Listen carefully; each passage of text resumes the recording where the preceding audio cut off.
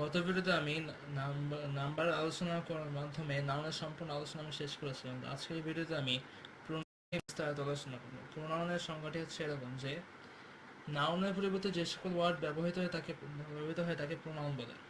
এই প্রোনাউনকে মোট 9টি ভাগে ভাগ করা হয়েছে, যথা personal pronoun, demonstrative pronoun, interrogative pronoun, relative pronoun, তারপর রিফ্লেক্সিভ প্রোনাউন, ইম্পারেটিভ প্রোনাউন, তারপর ইনডিফিনিট প্রোনাউন, তারপর হচ্ছে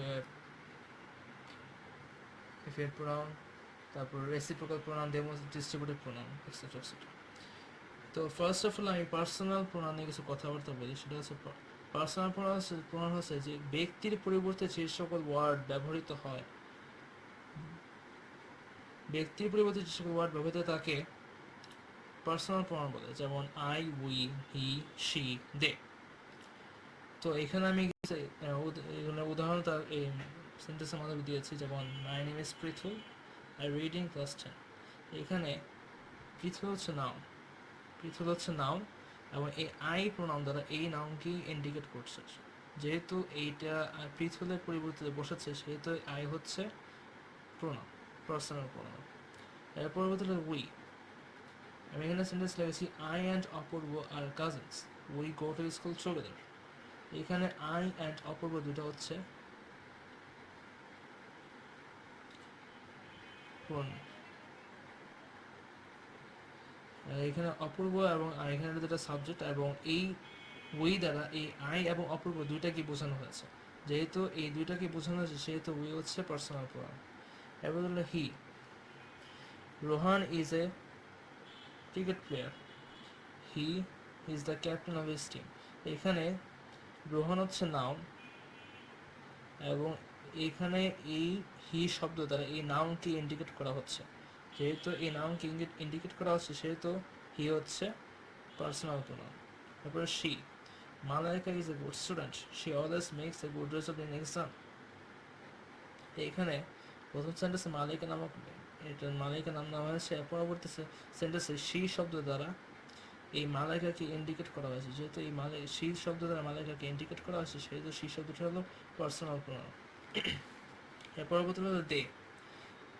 এরপর সেন্টেন্স উদাহরণ হচ্ছে Rodela and Joyita are cousins, they read in same school, they read in the same school. তো এখানে রোদেলা আর জয়িতা এই দুইটা কিন্তু নাউন, দুইটাই নাউন, এবং এই দে শব্দ দ্বারা কিন্তু রোদেলা এবং জয়িতা এই দুজনকে বোঝানো হয়েছে। যেহেতু এই দে শব্দ দ্বারা রোদেলা এবং জয়িতা পরিবর্তে ব্যবহৃত হচ্ছে, সেহেতু দে হচ্ছে পার্সোনাল প্রোনাউন। এরপর হলো ডেমনস্ট্রেটিভ প্রোনাউন। ডেমনস্ট্রেটিভ প্রোনাউন হচ্ছে যে সকল প্রোনাউন কোনো বস্তুর নামে পরিবর্তে ব্যবহৃত হয় তাকে নির্দেশ করে, তাকে ডেমনস্ট্রেটিভ প্রোনাউন বলে। যেমন এখানে দিস, দ্যাট, দোজ। এখানে this, first of all this আসি। This is my pen. এখানে দিস শব্দ দ্বারা কিন্তু এই পেন শব্দকে ইন্ডিকেট করা হচ্ছে। যেহেতু এই দিস শব্দ দ্বারা পেন শব্দকে ইন্ডিকেট করা হচ্ছে, সেহেতু দিস হচ্ছে পার্সোনাল ডেমনস্ট্রেটিভ প্রোনাউন। এরপর দিস হচ্ছে এখানে দিস আর মাই বুকস। এখানে কিন্তু প্লুরাল ফর্ম, দিস কিন্তু প্লুরাল ফর্মে ব্যবহৃত হয়, এবং এই দিস শব্দ দ্বারা যেহেতু এই বস্তু অর্থাৎ বস্তুর কে বোঝানো হয়েছে, সেহেতু দিস হচ্ছে ডেমনস্ট্রেটিভ প্রোনাউন। এবং দ্যাট ইজ মাই পেন্সিল। এখানে এই দ্যাট শব্দ দ্বারা কিন্তু পেন্সিল নামক বস্তুটিকে বোঝানো হয়েছে, সেহেতু দ্যাট হচ্ছে ডেমনস্ট্রেটিভ প্রোনাউন। এরপর বদলে দোজ আর মাই পেন্সিলস। এখানে দোজ শব্দ দ্বারাও কিন্তু পেন্সিলসকে ইন্ডিকেট করা হয়েছে। যেহেতু দোজ শব্দ দ্বারা এই বস্তুকে ইন্ডিকেট করছে, সেহেতু দোজ হচ্ছে ডেমনস্ট্রেটিভ প্রোনাউন। এখন এই হলো ডেমনস্ট্রেটিভ প্রোনাউনের উদাহরণ আমরা আলোচনা উদাহরণ। এর পরবর্তী হলো ডিস্ট্রিবিউটিভ।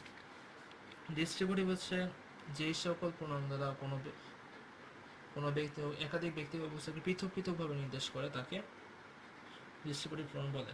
যেমন each of, either of, neither of. এখানে লিখেছি each of the boys is brilliant. এখানে প্রত্যেকটি বালকই মেধাবী। এখানে কিন্তু একাধিক বালকের মধ্যে প্রত্যেকটিকে আলাদা আলাদাভাবে বোঝানো হয়েছে, যেহেতু ইচ অফ হচ্ছে ডিস্ট্রিবিউটিভ প্রোনাউন। এরপরে বলতে হলো আইদার অফ।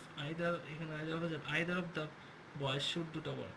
এখানে either of the boys should, এখানে বয়েজ, এখানে প্রত্যেকটি বালককে এই কাজটা করা উচিত।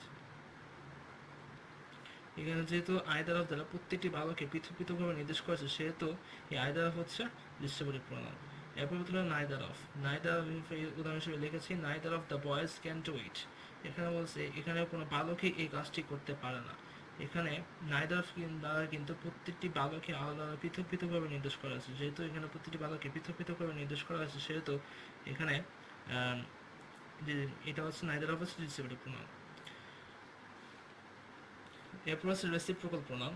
রেসিপ্রোকাল প্রোনাউনের সংজ্ঞাটা হচ্ছে এরকম যে যে সকল প্রোনাউন দ্বারা একাধিক ব্যক্তি বা বস্তুর পরস্পর পরস্পরকে বোঝায় তাকে রেসিপ্রোকাল প্রোনাউন বলে। যেমন ইচ আদার, ওয়ান আনাদার। এখানে দে লাভ ইচ আদার, এখানে কিন্তু দুইজন ব্যক্তিকে একসাথে বোঝানো হয়েছে, একাধিক ব্যক্তিকে একসাথে বোঝানো হয়েছে সেহেতু এখানে ইচ আদার হচ্ছে রেসিপ্রোকাল প্রোনাউন। আবার এখানে আছে ওয়ান আনাদার, দে হেল্পড ওয়ান আনাদার, তারা একে অপরকে সাহায্য করেছে। যেহেতু এই দুজনকে একসাথে বা তাদেরকে একাধিক ব্যক্তিদেরকে একসাথে বোঝানো হয়েছে সেহেতু ওয়ান আনাদার হচ্ছে রেসিপ্রোকাল প্রোনাউন। এর পরবর্তীটা হলো ইন্টারোগেটিভ প্রোনাউন। ইন্টারোগেটিভ প্রোনাউন হচ্ছে যে সকল প্রোনাউন দ্বারা প্রশ্ন করা হয় তাদেরকে ইন্টারোগেটিভ প্রোনাউন বলে। যেমন হোয়াট, হুইচ, হু, হোয়েন। এখানে হোয়াট ডু ইউ ওয়ান্ট, এখানে কিন্তু প্রশ্ন করা আছে হোয়াট দ্বারা তুমি কি চাও। এরপর হলো হুইচ ইজ ইউর বুক, এখানে হুইচ দ্বারা প্রশ্ন করা আছে কোনটা তোমার বই। তারপর হচ্ছে হু দ্বারা প্রশ্ন করা আছে হু আর ইউ, তুমি কে। এবং এরপর হলো হোয়েন, হচ্ছে কখন, হোয়েন উইল ইউ কাম, তুমি কখন আসবে। যেহেতু এই চারটা ওয়ার্ড দ্বারা প্রশ্ন করা হচ্ছে সেহেতু এই চারটা ওয়ার্ডই প্রোনাউন এবং যা আছে ইন্টারোগেটিভ প্রোনাউন। এরপর হলো রিলেটিভ প্রোনাউন। রিলেটিভ প্রোনাউন হচ্ছে যেই সকল প্রোনাউন এর বাক্যের অংশের সাথে দুটি ক্লজকে সংযুক্ত করবে তাকে, যে সকল প্রোনাউন দুটি ক্লজকে সংযুক্ত করবে তাকে রিলেটিভ প্রোনাউন বলে। এটা জিনিস খেয়াল করো, রিলেটিভ প্রোনাউন কিন্তু ইন্টারোগেটিভ প্রোনাউনের মতো হলেও তার মধ্যে কিছু পার্থক্য আছে। ইন্টারোগেটিভ প্রোনাউন দ্বারা কিন্তু প্রশ্ন করা হয়, আর রিলেটিভ প্রোনাউন হচ্ছে দুটি ক্লজের মধ্যে সম্পর্ক স্থাপন করা হয়। যেমন হুইচ, এখানে বলছে it is the book which I need, এখানে বলছে এটাই সেই বই যেটা আমি চাই, যেটা আমার প্রয়োজন। তাহলে এখানে ইট ইজ দ্য বুক এটা একটা অংশ এবং আই নিড একটা অংশ। এটা আমাদের এই কনজাংশনটা, এই হুইচটা কনজাংশন হিসেবে কাজ করছে সেহেতু এটা রিলেটিভ প্রোনাউন। তারপর হচ্ছে who, I am the person who need your help, এখানেও কিন্তু আই এম দ্য পার্সন একটা ক্লজ এবং নিড ইউর হেল্প একটা ক্লজ। এবং এখানে কিন্তু এই হু শব্দটা কিন্তু সাবঅর্ডিনেটিং কনজাংশন হিসেবে কাজ করতেছে। যেহেতু এটা সাবঅর্ডিনেটিং কনজাংশন হিসেবে কাজ করতেছে এবং দুইটা বাক্যের মধ্যে সম্পর্ক স্থাপন করতেছে সেহেতু এটা relative pronoun. What, I know what his name is, এইখানেও কিন্তু এই দুইটি বাক্যের মাধ্যমে হোয়াট শব্দ দ্বারা সম্পর্ক স্থাপন করা হয়েছে। এরপর হচ্ছে that, it is your bag, it is your bag that I am taking, এখানে কিন্তু এখানেও কিন্তু দুটি বাক্যকে দ্যাট দ্বারা সংযুক্ত করা হয়েছে।